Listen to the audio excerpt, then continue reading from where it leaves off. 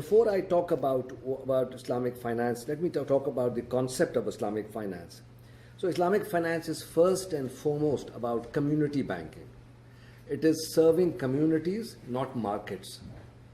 If you look at banking globally, 90% of banking is actually local banking. Only 10% of it is international banking. So, Islamic finance is about community banking. Secondly, it is about ethical investments. It's about putting money into the real economy, into the value producing economy, into assets which are productive assets. And the Quran describes it as that which is good for mankind. The Arabic word is yanfaun nas. So you put money as trustees, as vice regents, the wealth which we own, we hold it as trustees and we have to put it for productive usage, which means that Islamic investors cannot put money into derivatives which have been called as weapons of mass destruction by some people. So it is really about that aspect of Islamic finance. It's also about corporate social responsibility, and it is a continuation of the Abrahamic traditions, of the Abrahamic faiths that Islam continues.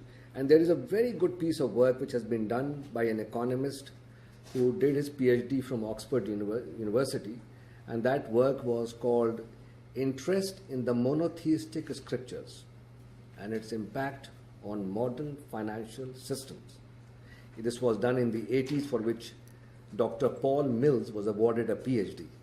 And he talked about the role of ethics, the role of CSR, the role of prohibitions of interest. In the previous older books, the Old Testament, the New Testament, and Quran being a last testament, as we say, as the last book, and Islam being a later day religion, has a certain definitiveness about it, the prohibitions on interest and the ethical guidelines.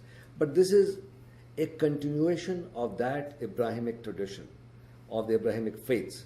And this is very important to understand, that there is an alignment. And of course, our CSR tradition in the Islamic world are based on the Quran and also the teachings of the Prophet. So based on those CSR guidelines, the Muslims created 1,400 years ago trusts for the environment, the trust for animals which had lost productive usage, such as horses when they became old, or cows or buffaloes when they could graze in parks, trust for places of worship, for churches and synagogues. So this is how the heritage of Islam was.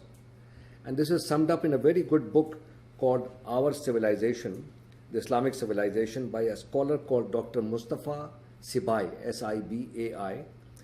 And he, in his book, talks about the heritage. So Islamic finance is about that kind of corporate social responsibility which extends to everything. So therefore, Islamic investors cannot put money into defense or armaments or anything which is not good for mankind. The other thing is that it is based on a concept which is derived from the Quran called Marifa, which means exchange of knowledge, ta'aruf. So to exchange knowledge means that you take knowledge from those who have more knowledge than you, and then you also pass on knowledge. This whole concept of Marifa is very important, because in the Quran God says that I have made human fraternity into tribes and nations so that they could do Marifa. Marifa means so they could get to know each other. So an investor from the Middle East created a fund called Marifa Fund, which is exchange of knowledge. And he went to the universities in UK, Imperial College, Durham University, Cambridge, lots of top universities. And he said, I am an Islamic investor. I want to put money to work so that I can improve the quality of life. And how would I make this investment? I will give this money to the university. The university will manage the science and research part of it. Whatever research produces patents, those patents will be owned by this fund. And the fund would then go out and commercialize it. Whatever is commercialized will be shared in a profit sharing basis between the university, the scientist, and the investor. So guess what happened? Scientists were suddenly going back to their homes and looking in the attic for a paper which they wrote when they were in their undergrad or postgrad, and they started developing this.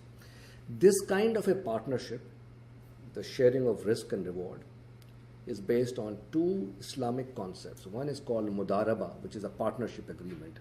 It's like an asset management agreement where you share the ratio of profit sharing, but you don't decide fixed rate returns. So the university does not have a fixed rate cost. The scientist does not have a fixed rate cost, but the scientist in this case became the mudarib, the man who was managing the whole process, and for that he had a return. The investor was getting his return. I share this example just to give you a sense, and I will get into greater detail about this. This contract called the Mudaraba contract was at the heart of the Islamic finance industry. And I will also talk about personalities who were involved in the history of Islamic finance.